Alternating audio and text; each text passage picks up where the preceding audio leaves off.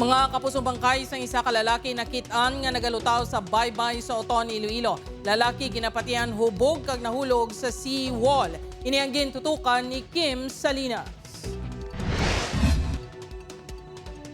Wala na sang kabuhi sa nasapwan nga nagalutaw sa baybay sakop sang barangay Poblacion East, Oton. Ang 59 anyos nga lalaki, las 5:30 kay nasang aga. Suno sa Oton Municipal Police Station, isa ka manog pangisda ang nakakita sa bangkay ni Marcelino Todorejo Sr. nga residente sang barangay Poblacion South, Oton.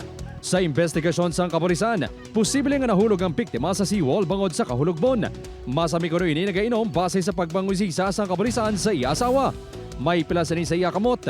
Pagkalumos, ang ginapatian gintunaan sa iya kamatayon. According sa wife, basi natulugan sa sobrang kahulugbon kag nakaligid. Diri may pila siya nga daw agi sang kabilya bala.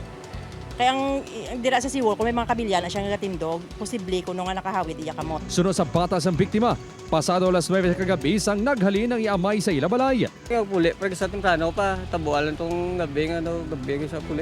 May nakakita ito nga, nagtoto na ko gasot saot ko lakat pa kakantos, punta ito ko Nagapati ang pamilya nga wala sang foul play nga natabo.